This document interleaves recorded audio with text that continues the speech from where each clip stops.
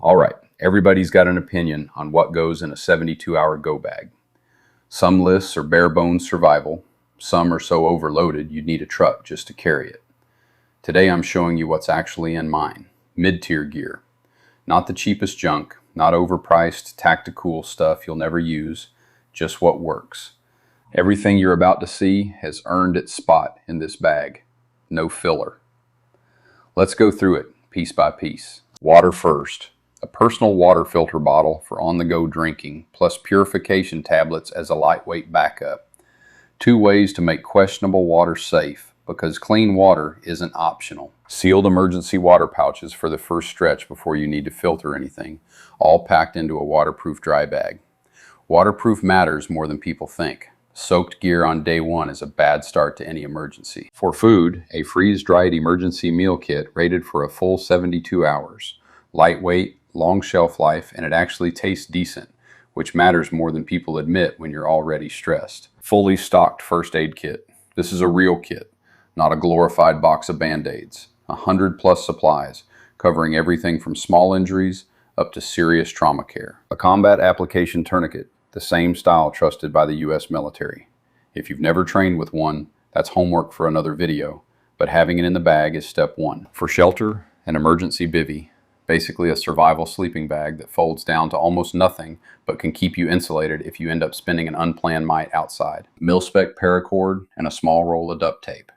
Between the 2 of them, you've got gear repair, shelter rigging, and about 100 uses you won't think of until you need one. A basic hiking compass and a fixed cutting tool. Cell service and GPS aren't guaranteed in an emergency. A compass doesn't need a signal or a battery.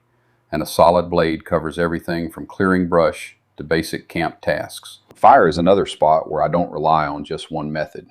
A utility lighter for the easy win, stormproof matches as backup, and a ferro rod fire starter for when everything else is wet or out of fuel.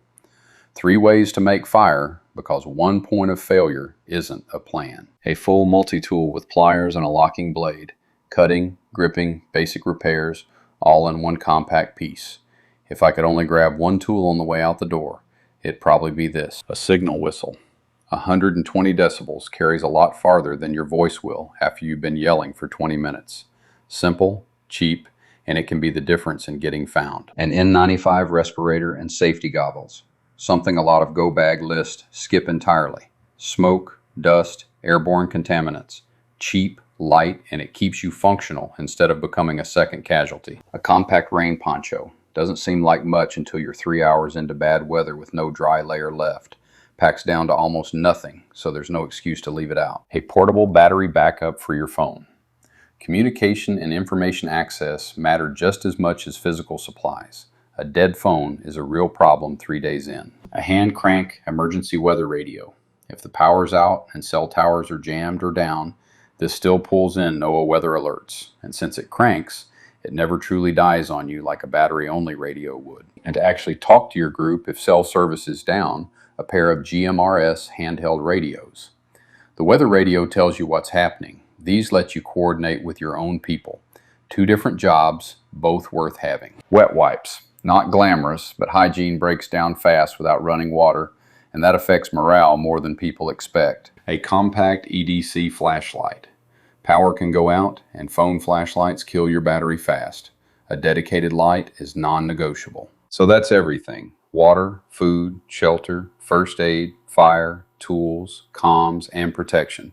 All packed into one 40-liter bag. This is a mid-tier build on purpose. You can go cheaper and cut corners, or you can go full tactical and spend 3 times as much. But for most people, this hits the sweet spot of quality gear that won't fail you without breaking the bank. But none of it matters if you can't actually carry it. Pack it, then pick it up and walk around your yard with it on.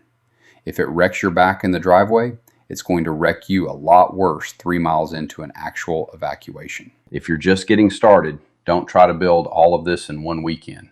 Start with water and first aid, then build out from there. Every single item in this bag is linked in our Amazon storefront. Full gear list right in the description below. No guesswork, no hunting around for the right product. And if you want to take it a step further, pair this bag with our Emergency Preparedness Planner. Links also below. So your gear and your family's plan are both squared away. not just one or the other. Stay safe out there. Be prepared, be protected.